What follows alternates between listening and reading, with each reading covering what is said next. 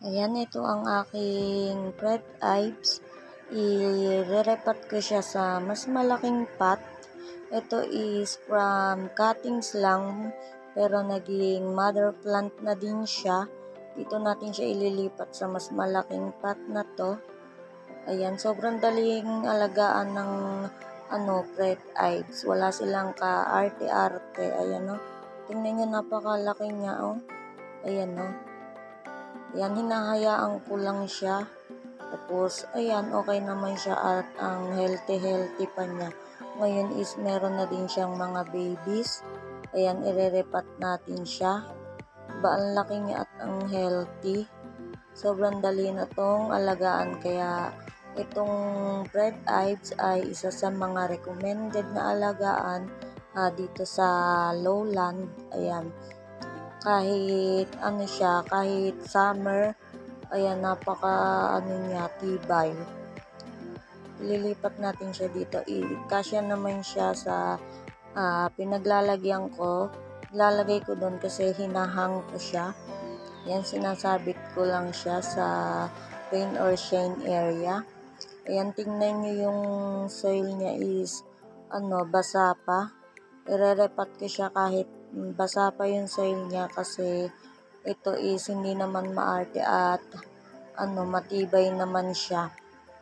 Ayan, luluwagan ko muna yung kanyang soil. Puro roots na siya kaya need na din niya talagang i-repat sa mas malaking paso. Ayan, ang daing niya na ding babies. Sobrang dai ko ng Fred Ives. Meron akong mga cuttings, leaf propagation. Ayan, sobrang bait kasi na to. Kaya napadami ko sila. Ayan, no, nasira na yung pots kasi nga malutong na siya. Nasa rain or shine siya. Kaya, ayan, ganyan yung mahirap sa mga plastic pots. Lumulutong siya. Ayan, tingnan nyo yung roots niya, napaka kapal na. I-remove ko lang yung ibang soil para maitanim natin siya ng maayos. Ayan, yung soil kong ginamit dito is garden soil lang, tapos kung san lang ako kumuha. Ayan, hindi naman siya maarte sa soil, kaya kahit anong soil ang gamitin dito.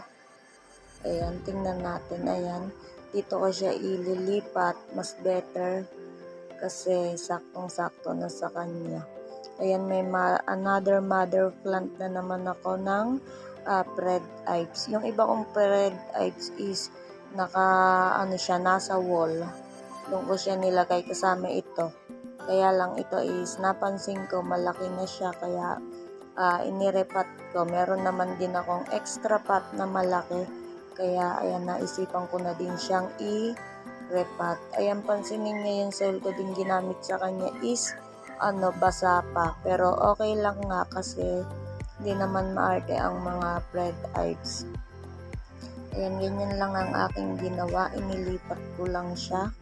Tapos, babalik ko ulit siya sa kanyang pwesto. Ayan. Merong konting ipa itong ginamit ko. Ayan, maganda din gamitin ang ipa. Ihalo nyo lang sa soil. Ayan, kasi yan lang ang ginagamit ko sa aking mga succulent. Hindi ako bumibili ng soil kasi nga medyo pricey din. Kaya, ayan muna ang aking ginagamit. Okay naman at healthy yung aking mga succulent. Ayan. Pero yung iba, mas maganda talaga yung may gamit kang soil. Pero kung wala kang budget na pambili is marami namang paraan. Ayan, katulad na yung ginawa ko, hinaluan ko lang siya ng ipa. Ayan, okay na siya. Yan ang ginagamit ko sa aking mga succulent at ang healthy naman nila at butchog sila. Ayan, okay, kasya naman siya dito sa basket na to. mas gusto ng mga succulent yung nakahang sila. Ayan, tingnan niyo yung color ng aking red ives. Hindi na siya masyadong stress kasi yung araw is pumunta na sa kabilang side, hindi na siya naaarawan, pero okay pa rin naman siya. Ayan na, medyo pink pa yung kanyang mga leaves. Ayan guys, kung gusto nyong mag-alaga ng succulent, ayan, pwede kayong mag-start dito sa red ives kasi sobrang niya, daling alagaan. Ayan, kahit hayaan nyo lang siya is magiging okay at madali din siyang i-propagate from leaf propagation, madali din siyang palakihin from cuttings. Ito is galing from cuttings. Ayun lang guys, yun lang ang aking masishare sa inyo. Thank you for watching. God bless you all.